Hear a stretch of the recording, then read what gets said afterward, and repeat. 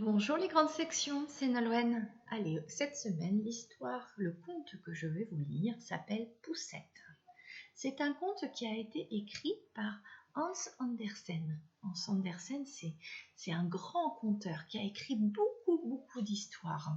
Il est né il y a très longtemps, bien avant vos grands-parents, les parents de vos grands-parents, etc. Et donc, il a écrit beaucoup d'histoires, beaucoup de contes, notamment un que vous connaissez bien. Il a écrit notamment La Reine des Neiges. Et oui, c'était le premier à raconter cette histoire. Régine a choisi cet album pour vous car il a de magnifiques dessins, comme vous pourrez le voir. Les dessins ont été faits par Charlotte Gasto. Allez, je vous laisse découvrir cette histoire.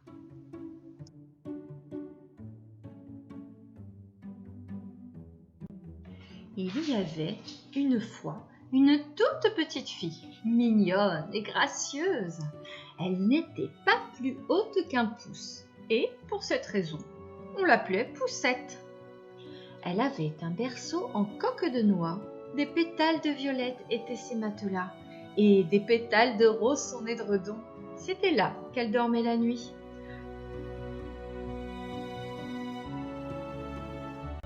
Le jour, elle se baignait dans une assiette entourée de couronnes de fleurs, dont les tiges plongeaient dans l'eau.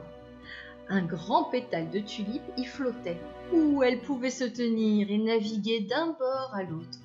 C'était charmant à voir. Et elle savait aussi chanter, d'une voix douce et gentille, dont on n'avait jamais entendu la pareille ici.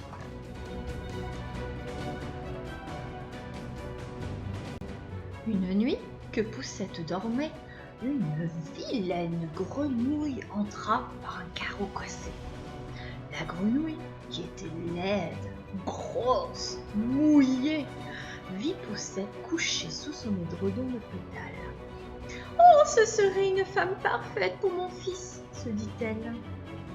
Elle s'empara de la coque de noix et se sauva dans le jardin avec elle.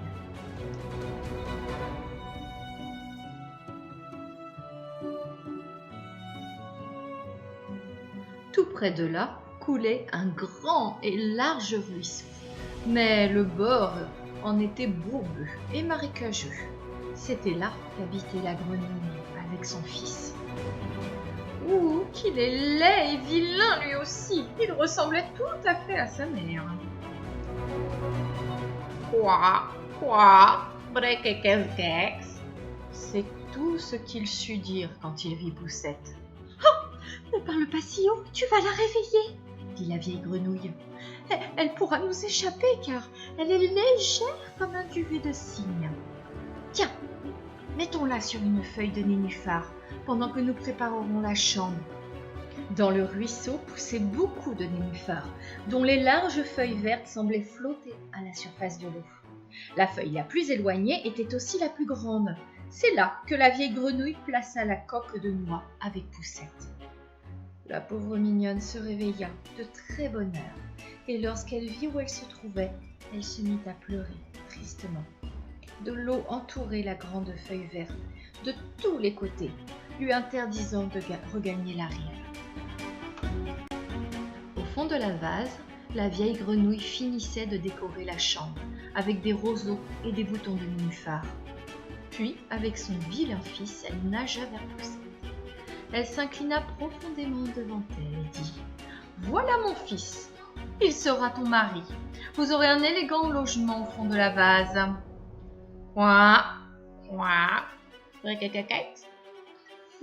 C'est tout ce que le fils sut dire. Et ils prirent le mignon petit lit et partirent avec à la nage.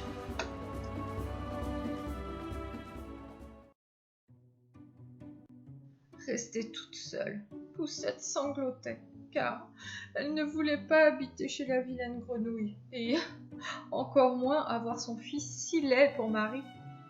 Les poissons l'entordirent et sortirent la tête de l'eau.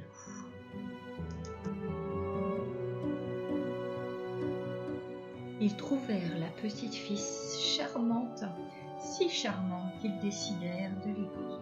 Ils s'assemblèrent tous autour de la tige de nénuphar. Ils la mordillèrent si bien qu'elle cassa. La feuille se mit à dériver au fil du courant, emportant Poussette loin, très loin.